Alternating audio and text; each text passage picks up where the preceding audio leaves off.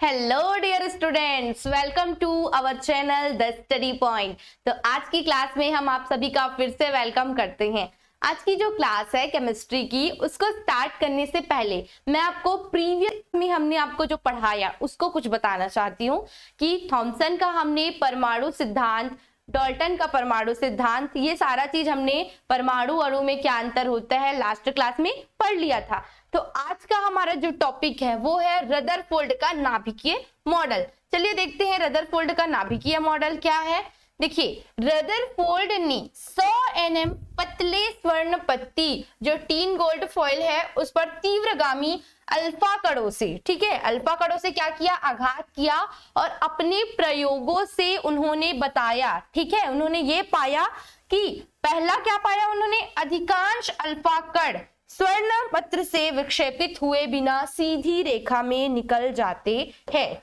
ठीक है, उन्होंने जो स्वर्ण पत्ती का जो है आघात किया उसका परिणाम हम थ्योरेटिकल पार्ट जानने से पहले आपको मैं एक डायग्राम दिखा रही हूँ।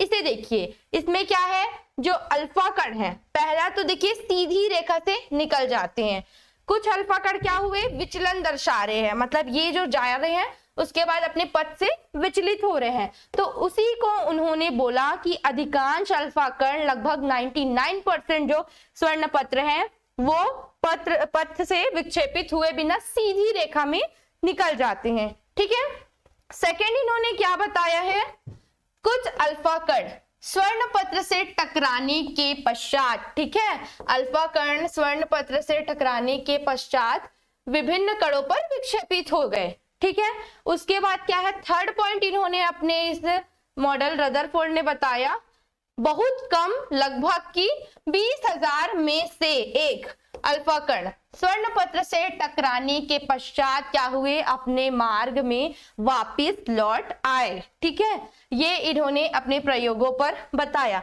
तो इस प्रयोग का क्या निष्कर्ष निकला, ठीक है, ये डायग्राम आप देख लीजिए, सीधी रेखा में गए, ठीक है, सीधी रेखा में पथ से विचलित हो जाए कौन सा, अल्फा कण।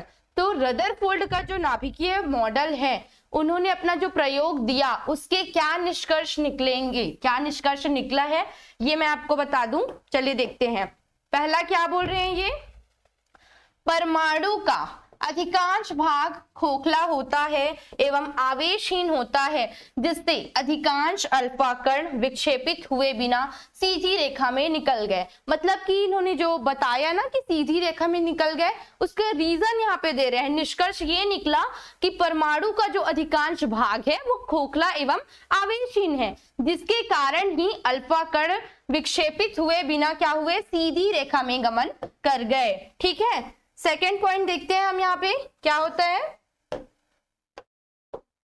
सेकेंड क्या बोल रहे हैं, ये परमाणु के केंद्र में, ठीक है, परमाणु का जो केंद्र या हम नाभिक बोल सकते हैं उसमें क्या होता है, धनावेश भाग होता है, जिससे धनावेशित अल्फा कण प्रतिकर्षित होकर विभिन्न कणों में विक्षेपित हो जाते हैं। इस छोटे भारी तथा धनावेशित पिंड को हम नाभिक कहते हैं।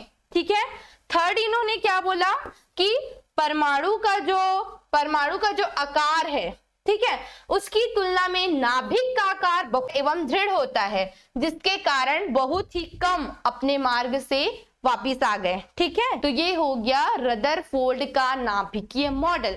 इस मॉडल को आप बहुत ही सिंपल लैंग्वेज में इजीली समझ सकते हैं डायग्राम्स के थ्रू।